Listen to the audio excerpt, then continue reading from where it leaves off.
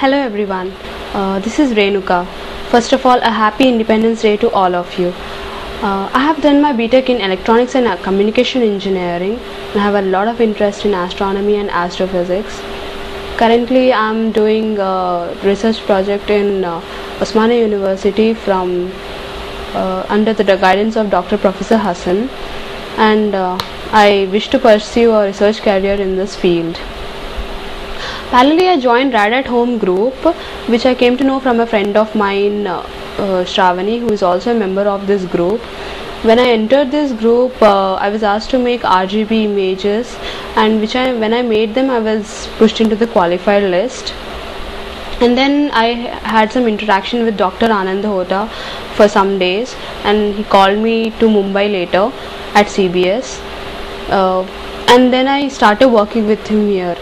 I'm currently now in Mumbai, and it's been 10 days, and it has been a lot of fun, trust me, and I have still 2 more weeks to go, and I'm hoping to learn a lot here. Till now I have learned working with DS9, plotting contours in that, and I have done a lot of extraction of data from the databases like NASA Skyview, NASA Extragalactic Database, which is NED, TGSS, that is TIFR GMRT Sky Survey, and Sloan Digital Sky Survey, which is SDSS. I've extracted the data and then interpreted it and taken a lot of interesting results out of them.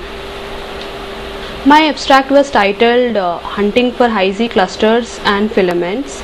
I basically searched for a sky part covered by GMRT and looked for head-tail radio galaxies, and some radio galaxies had host galaxies in that and some did not have them.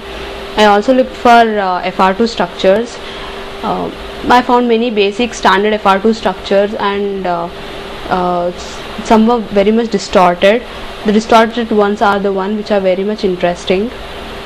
Now I'm going to show you some of the sources, the asymmetric FR2 structures and head-tail radio galaxies, and also an interesting source which I have found here.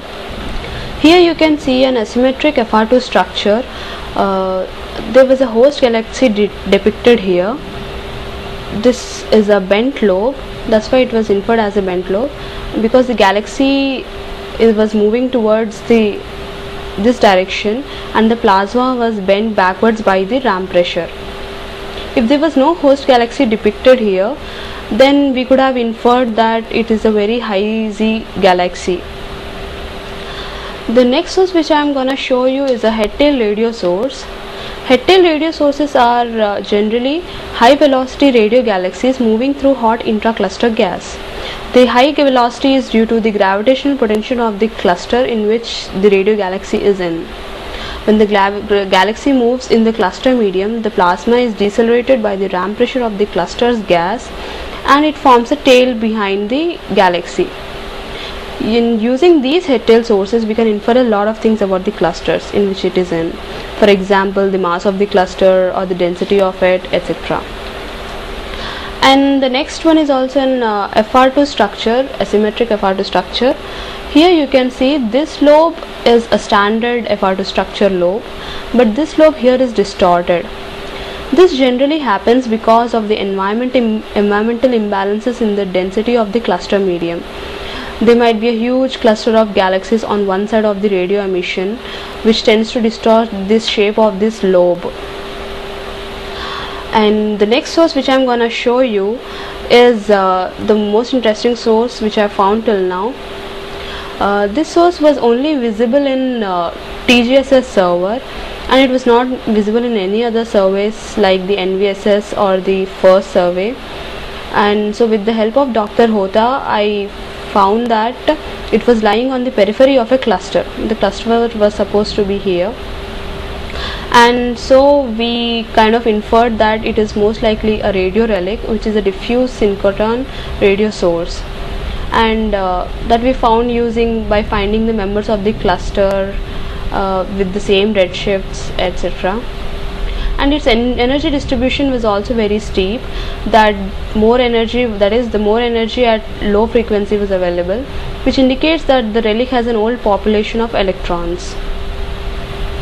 I'm hoping to find many more interesting sources like this, and I'm having a lot of fun learning all these things on CBS. Even you can do all these things. Anyone who is having a true passion in astronomy and is above 18 years is free to join this group and do a true research on Facebook, and Dr. Anand Hota is always there to guide you in this. Thank you all.